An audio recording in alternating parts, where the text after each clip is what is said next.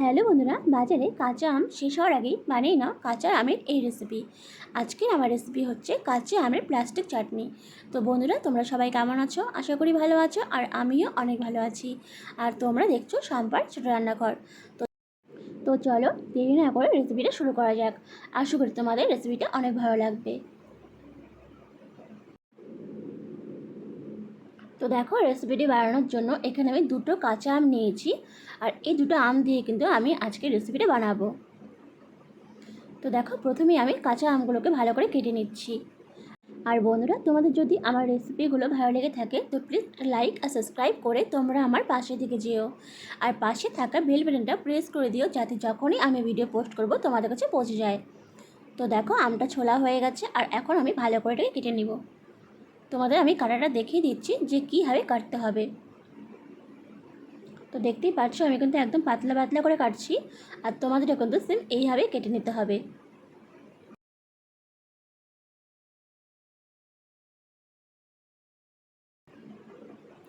তো দেখতেই পাচ্ছ আমি কীভাবে কাটছি। আর বন্ধুরা, আমি তোমাদের প্রত্যেকের কমেন্ট পড়ি, আমার খুব ভালো লাগে তোমাদের কমেন্টগুলো পড়ে। খুব সুন্দর সুন্দর তোমরা কমেন্ট করো, আর তাই আমি ঠিক করেছি এরপর থেকে যার কমেন্ট আমার সবথেকে বেশি ভালো লাগবে সেই বন্ধুর নাম আমি আমার চ্যানেলে বলবো।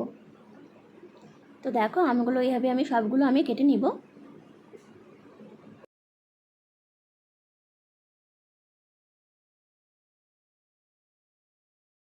তো দেখো, আমগুলো কাটা হয়ে গেছে, আর দেখতেই পারছো কতটা পাতলা করে আমি কেটেছি। তোমরা কিন্তু এইভাবেই সেম কেটে নেবে।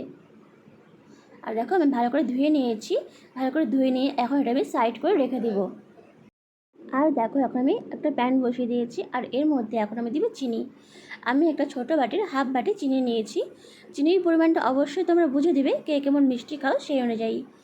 আর আমি যেই বাটির হাফ বাটি চিনি দিয়েছি সেই বাটিরই আমি 2 বাটি আমি এখানে জল দিচ্ছি।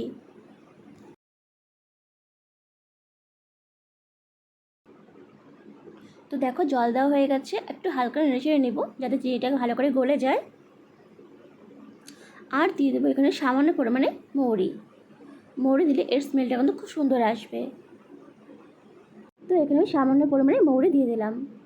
আর দিয়ে দেবো অল্প কাজু, আর দিয়ে দেবো কিশমিশ। আমি এখানে কাজু আর কিশমিশ দিয়েছি, তোমরা চাইলে এখানে অন্য কোনো ড্রাই ফ্রুট দিতে পারো। দিয়ে দেখো, এখানে হালকা একটু নেড়ে চেড়ে নিচ্ছি।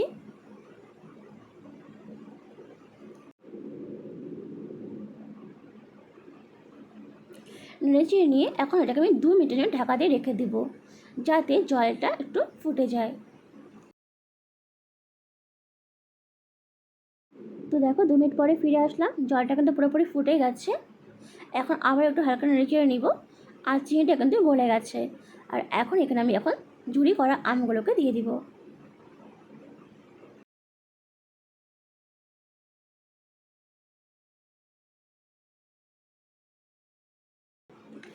রেসিপিটি কিন্তু বানানো একদমই সোজা, আর খুব কম উপকরণে কিন্তু এটা তৈরি হয়ে যায়।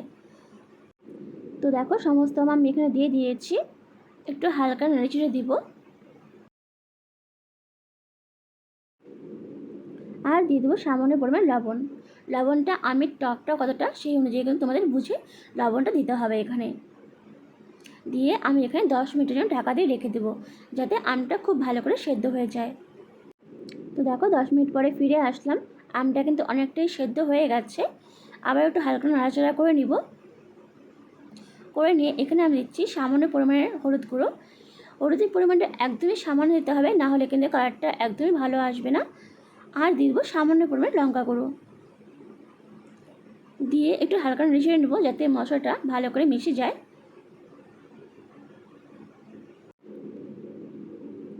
তো দেখো, হালকা নেড়ে দিয়েছি, আর কালারটা দেখছো বেশ সুন্দর আসছে। আর এখন আমি আবারও 5 মিনিটের জন্য ঢাকা দিয়ে রেখে দিব। তো দেখো, 5 মিনিট পরে ফিরে আসলাম। আর এখন কিন্তু আমটা মোটামুটি সেদ্ধ হয়ে গেছে। আবার একটু হালকা ফুটিয়ে নিব, যাতে জলটা একটু কমে আসে, কারণ এতটা তো ঝোল রাখা যাবে না। তো দেখো, আবার একটু কিছুক্ষণ জন্য ঢাকা দিয়ে রেখে দিচ্ছি। তো আবার 2-3 মিনিট পরে ফিরে আসলাম। এখন কিন্তু আমটা পুরোপুরি সেদ্ধ হয়ে গেছে, আর সেদ্ধ করব না। তো হালকা নেড়ে চেড়ে নিচ্ছি।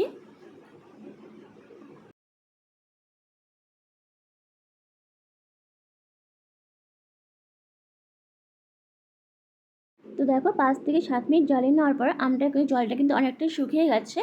আর একটু জলটা শুকিয়ে নিতে হবে, তাহলে কিন্তু চাটনিটা খেতে বেশ ভালো লাগবে। তো দেখো এখন কিন্তু আমের চাটনিটা বেশ তৈরি হয়ে গেছে। দেখো সবশেষে আমি এখানে দিয়ে দিচ্ছি মৌরি গুঁড়ো। আমি এখানে অল্প একটু মৌরি নিয়ে আমি কিন্তু হালকা গুঁড়ো করে এখানে দিয়ে দিয়েছি, যাতে স্মেলটা খুব সুন্দর আসে। তো দেখো আমের চাটনিটা এখন তো মোটামুটি এখন তৈরি হয়ে গেছে।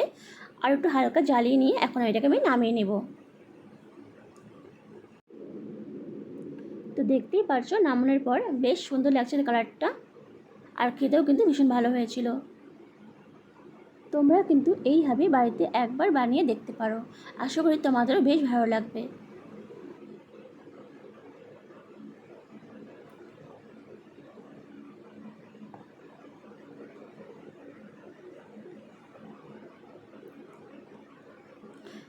তো বন্ধুরা রেসিপিটা কেমন লাগলো অবশ্যই জানাবে।